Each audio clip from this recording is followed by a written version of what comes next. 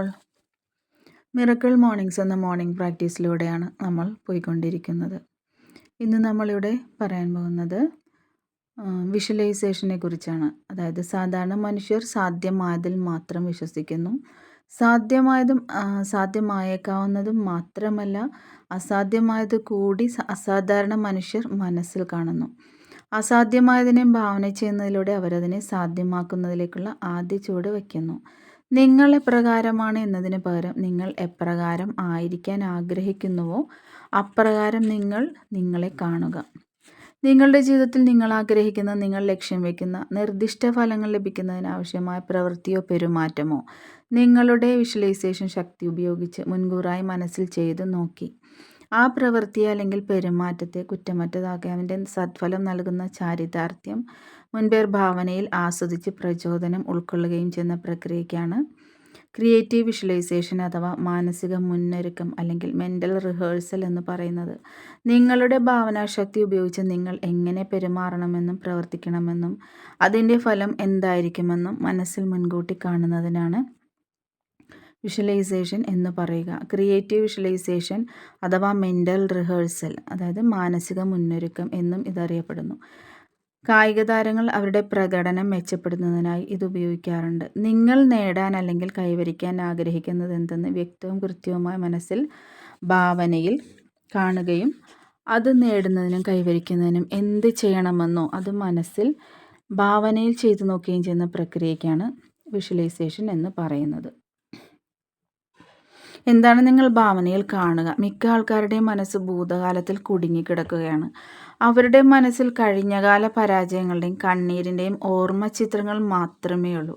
നിങ്ങളുടെ മനസ്സിൽ ദൃശ്യങ്ങൾ മെനഞ്ഞെടുക്കാൻ ഭാവനാചിത്രണം നിങ്ങളെ സഹായിക്കുന്നു. ഭാവി വലിയൊരു പ്രചോദനമായത് നിങ്ങളിൽ ഉറപ്പിക്കുന്നു. നിങ്ങളെ ആകർഷിക്കുന്ന, ആവേശഭരിതമാക്കുന്ന, അതിരുകളില്ലാത്ത ഭാവി.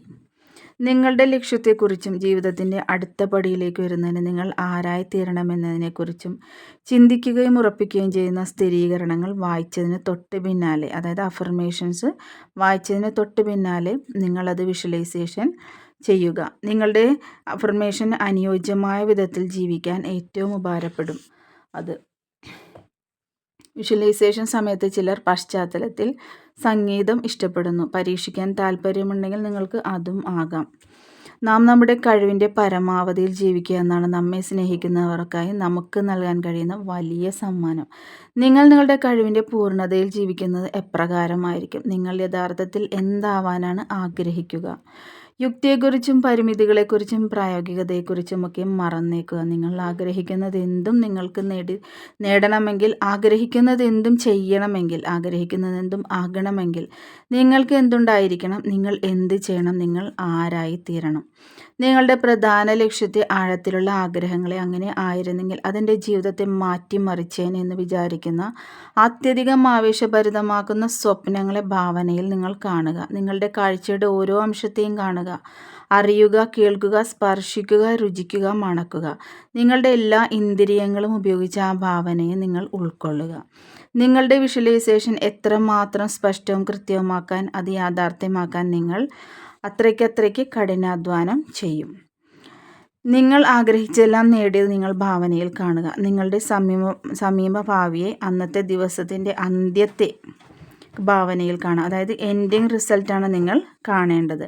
നിങ്ങൾ പൂർത്തിയാക്കാൻ ആഗ്രഹിച്ചത് പൂർത്തീകരിക്കപ്പെടുന്നത് കാണാനുള്ള ആഗ്രഹം ആ പൂർത്തീകരണം നൽകുന്ന സാഫല്യത്തിൻ്റെ അനുഭവം നിങ്ങളെ നിങ്ങളുടെ ലക്ഷ്യത്തിലേക്ക് നയിക്കുന്ന പ്രചോദനമായി തീരും. എല്ലാ പ്രഭാതങ്ങളിലും നിങ്ങൾ അഫർമേഷൻസുകൾ വായിച്ചുറപ്പിച്ചതിന് പിന്നാലെ അവ ഭാവനയിൽ കാണുക കൂടി ചെയ്യുന്ന നിങ്ങളുടെ ഉപബോധ മനസ്സിനെ വിജയം കൊയ്യാൻ ഉത്സുകമാകും വിധം ദൃഢമായി പരിഭവപ്പെടുത്തും. നിങ്ങൾ നിങ്ങളുടെ ലക്ഷ്യത്തിനനുസരിച്ച് ജീവിക്കാനും ലക്ഷ്യം സാക്ഷാത്കരിക്കാനും തുടങ്ങും. വിഷ്വലൈസേഷൻ അത്രയും പവർഫുൾ മെത്തേഡാണ്. ഈ വീഡിയോ നിങ്ങൾക്ക് എല്ലാവർക്കും യൂസ്ഫുള്ളായെന്ന് തന്നെ ഞാൻ കരുതുന്നു. എല്ലാവർക്കും ഒരുപാട് അനുഗ്രഹങ്ങളും ഐശ്വര്യങ്ങളും നേർന്നുകൊണ്ട് ബൈ ബൈ, ടേക്ക് കെയർ.